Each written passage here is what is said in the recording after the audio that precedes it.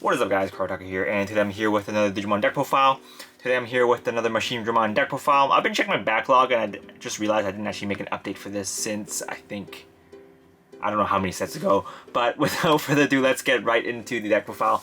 So with the Digimon, we're running 4 of the Pagomons. Pretty self-explanatory. This card, when the card with Inherit dies, you can look at the top card and add to your hand if it's a Digimon card. Black Digimon card. So pretty good. For the main card of the deck, this is like the bread and butter of the deck. We're running the Machinedramon from EX1. Obviously, you want to have this card to make her stack and make it semi-invulnerable and whatnot. And you're going to have this as a basis for a majority of her plays. Next, we are running 3 of the Machinedramon from BT11. Now, this is one of the cards that we didn't go over before. So basically, this is a really strong card for the addition to the deck, because you can search top 5 and add Analog Man, as well as adding a Cyborg or Machine type to your hand or to this card's source. And then when it starts deleted, you can put an Analog Man back to the bottom of your deck in order to play a Machinedramon for free from your hand. So you're no longer relying on hard casting this and just giving 8 memory to your opponent. You can raise this in the raising area, and then you can push this out. Majority of what you're going to do is you're going to Digivolve into a level 5 in your raising area, and then you're going to push that out, and then Digivolve this so you can get all the goods from Digivolving. And then when this card dies, you can just do your other plays and probably play this. So pretty good. Even if you don't play this and you have this in your hand, you can play this as well so that you can start a semi-loop again. Next, for the other level 6s, we're running 2 of the Chaosdramon from EX3. So this helps you de-Digivolve, and it also gives you also semi-invulnerability. So it's pretty good. Next, we're running 2 of the Chaosdramon X Antibody. This is one of the new boss monsters for a deck. So at the beginning of your main phase, you can add a source to the bottom of this card's cards from your trash. You have to add a machine or a cyborg, but don't need to worry because the majority of the deck is that. And on both players' turn, this card will inherit all your Chaosdramon and Machinedramon's effects, as long as it's underneath this card's source. And then on both players' turn, when this card would be deleted, you can trash the top card of your opponent's security stack. So by making it invulnerable, you can do reckless plays with it and then punish your opponent for doing that.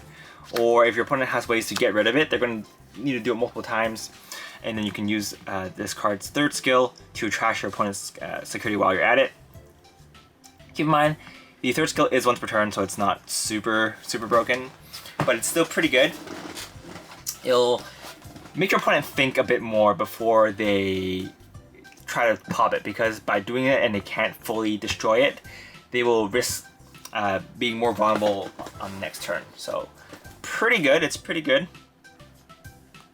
So let's move on to the level 5s, which is where all the fancy stuff is.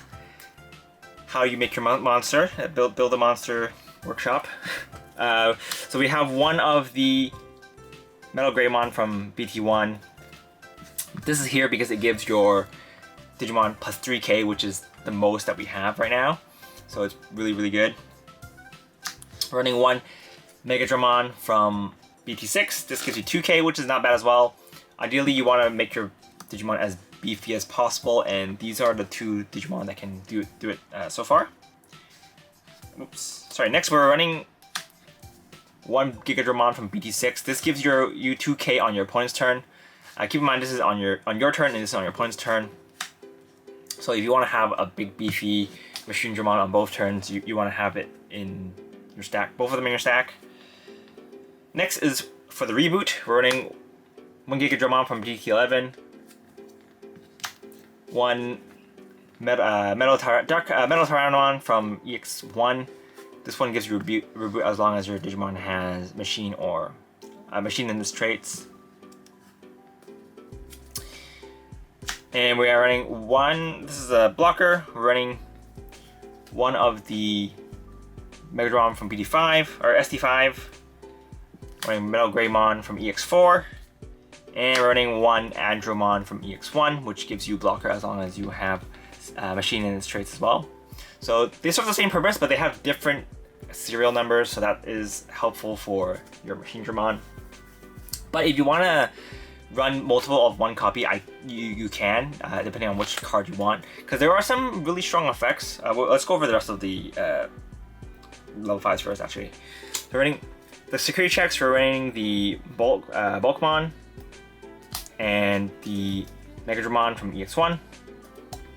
This Bulkmon is from ST12.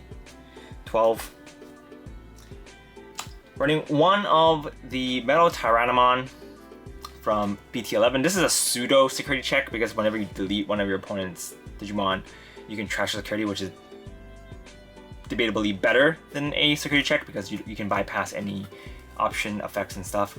So it's pretty good, and this also works on both turns. So if your opponent attacks and crashes into you, you can also practice the effect and trash the security, which is really good. Next, for the special effects, we're running one Machinedramon from BT8. This one lets you attack unsuspended Digimon as long as Dragonkin or Machine in its traits. We have the Machinedramon from EX1. This one gives you piercing. It's just an extra security check to help speed games up a bit. But if you want to replace this for another card, you can. Next, we're running one Megadramon from BT9. This one helps you delete a 3 cost or less Tamer on attack, so it's pretty good. Next, we're running one Metal Mamimon. This one lets you delete a level 5 cost or less opponent's Digimon on attack. So this will be better with, this card will be even better with Ace cards coming out soon, because this can pop, I think, most of the level 5 Ace cards. And that's all for the level 5s. So it's a pretty diverse lineup. If you want to run multiple copies of anything, you can. It's pretty flexible. I just like to not having dupes because sometimes you are unlucky and then you get multiple of the same in your trash and then you can't get the reduction, and that feels bad. So I'm running multiple. Sure, I'm running all different ones, so that will never happen to me. But that will have a little bit less consistency, but I'm not really playing this deck for consistency, so we're gonna go with all different level 5s.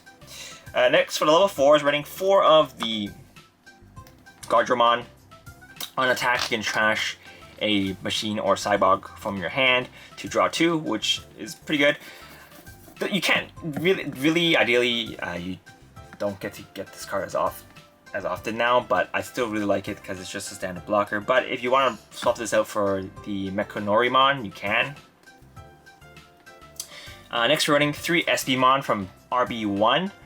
This card is really good. On play and on Digivolve, you can look at the top card of your opponent's security.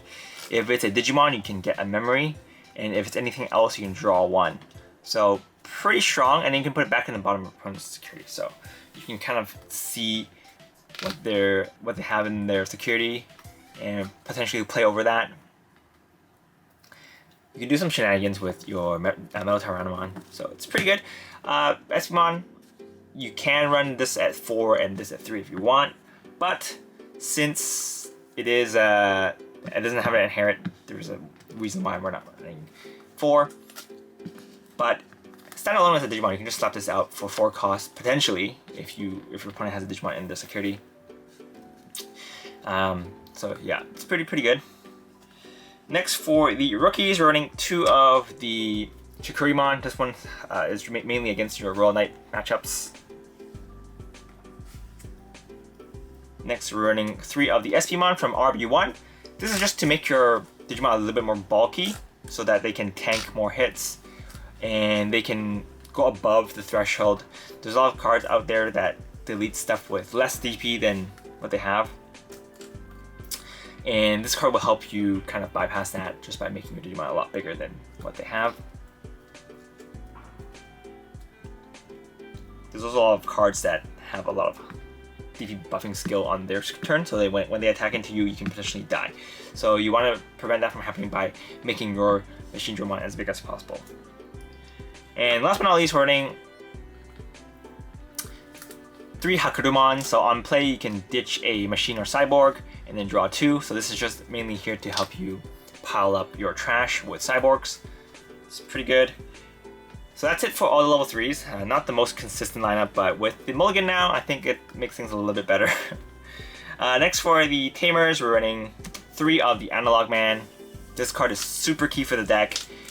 Beginning of main phase, you can ditch a cyborg, level 5 a card, and then you can get a draw 1 and 1 memory back.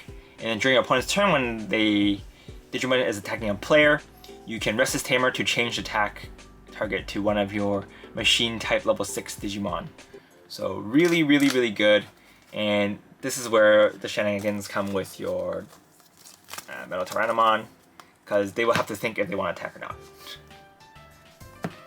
Sometimes they want to bait you by just tapping your Machinedramon, but if you have this in your source, then they will have to think. Next, for the options, we're running 3 of the Advance of the Heavy Digimon. So this one just lets you give all your cyborg Digimon Blitz and Rush. So it's pretty good. Machine and cyborg, yeah. And this one is the Ultimate Connection. So 1 memory, you can ditch a cyborg from your level 5 from your hand to get 2 memory and draw 1. So next we're running 2 of the Super Radiation Attack. This one is for one of removal. So you can do quite a lot of big brain plays with this card. You can choose one of your Digimon with Cyborg or Machine as traits and then delete that Digimon and one of your opponent's Digimon with DP less than or equal to that Digimon's attack, or DP.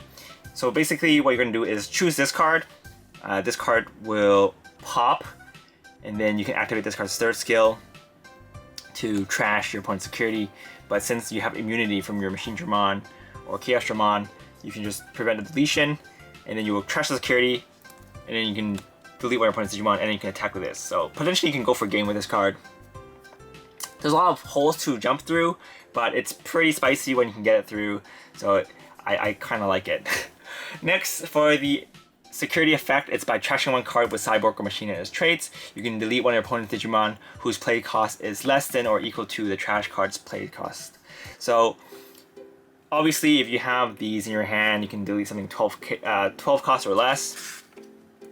But ideally you want to trash these cards so you can fuel your Machinedramons. But when there's an emergency, these are always used for ammunition. So yeah, and again with Ace cards coming out soon, I think ditching these you can still be able to kill Ace Digimon, and since Ace Digimon, when they die, you get memory back, you can get quite a nice refund. So I think this deck, it's ready to fight against some Ace cards. But obviously, consistency is still one of this card's main issues, just because the nature of this, how this deck is played. Consistency will always be a bit of a problem, just because in events that you do have to slap down your big Digimon, you are giving your opponent quite a lot of memory. But it's okay, because this deck, it's a lot of fun to play, and when it pops off, it really does pop off. But you just gotta, you know, kind of fix the ratios if you think if you think there's any problems. And yeah, that's pretty much it for this deck, guys. Hope you guys enjoyed it. If you guys have any questions, feel free to leave a comment down below. But this is Card Otaku, and I'll see you guys next time.